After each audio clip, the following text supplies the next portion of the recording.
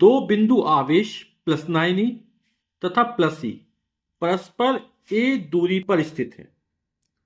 बताइए कि एक तीसरे आवेश Q को दोनों बिंदु आवेशों को मिलाने वाली रेखा पर कहां रखा जाए कि वह संतुलन में हो। तो दो बिंदु आवेश हैं, एक है प्लस 9e और दूसरा प्लस ई, और इन दोनों के बीच की जो दूरी दी गई है वो a दी गई है, और ये जो बीच की दूरी है वो स्मॉल a है। फिर कह रहा है बताइए कि एक तीसरे आवेश स्मॉल q को दोनों बिंदु आवेशों के मिलाने, अब इन दोनों आवेशों को मिलाने वाली रेखा में स्मॉल q आवेश रखना है। मान लो स्मॉल q आवेश यहां पे रखा जाता है। अब कहां पर रखा जाए, तो मान लिया प्लस 9e आवेश से ये जो दूरी है वो हमने x मान ली कि x दूरी पर रखा जाए। अब हमने ये दूरी x मानी, तो ये जो बची पूरी दूरी कितनी है, स्मॉल a है, तो ये जो बची दूरी है वो कितनी हो जाएगी, a माइनस एक्स। ठीक, ये पूरी दूरी स्मॉल a दी गई थी, इसमें से x निकाल देंगे तो बचेगी a माइनस एक्स। मतलब प्लस 9e आवेश बिंदु a पर स्थित है, प्लस ई आवेश बिंदु b पर स्थित है, और इस आवेश को कहां रखा, p पर रखा जाए।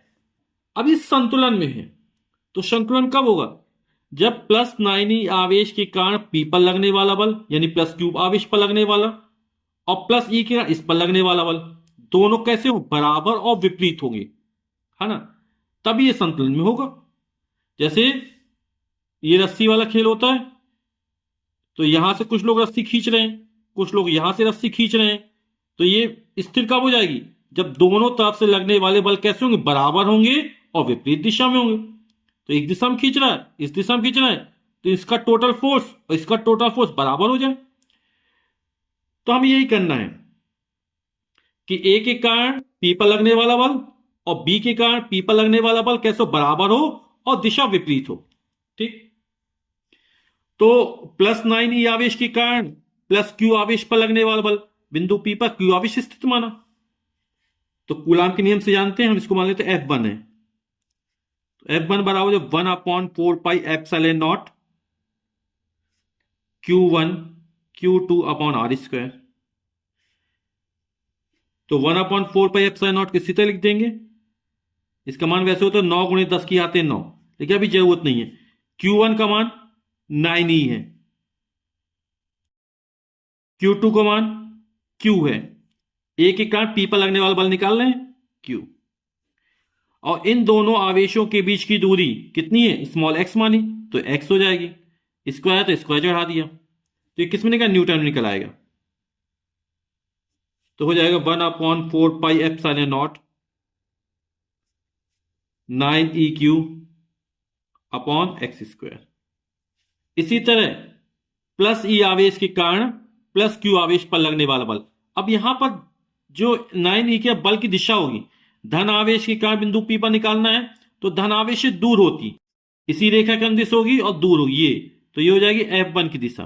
ठीक है, अब प्लस ई आवेश के कारण क्यू आवेश पर लगने वाला बल, तो इसको हम F2 मान लेते हैं, दोनों बल के मान अलग अलग होंगे क्योंकि परिमाण अलग अलग है। तो जब 1/4πε0 Q1 Q2, तो Q1 यहां पे कितना हो जाएगा, E हो जाएगा, Q2 का मान Q हो जाएगा, और बीच की दूरी, अब यहां बीच की दूरी कितनी हुई, a माइनस एक्स है, तो हो जाएगा a माइनस एक्स का होल ऑफ स्क्वायर, और ये भी किस में निकलेगा, न्यूटन में निकलेगा। अब बिंदु P पर जो प्लस क्यू आवेश स्थित है, संतुलन कब होगा, अब यहां पर प्लस ई आवेश कारण क्यू पर निकालना, दिशा क्या हो जाएगी, धनावेश से दूर, इसके कारण निकाल लेना, तो ये F2 की दिशा हो गई। अब यहां पर देख रहे दोनों बल कैसे हैं, विपरीत दिशा में, है ना, तो क्यू संतुलन कब होगा, जब F1 और F2 के मान कैसे हो जाएंगे, बराबर हो जाएंगे, है ना, तो संतुलन की स्थिति में F1 बराबर F2, दिशा विपरीत तो हो ही गई है, तो चूंकि आवेश संतुलन में है तो F1 इक्वल टू F2, तो F1 और F2 के मान रख देते हैं।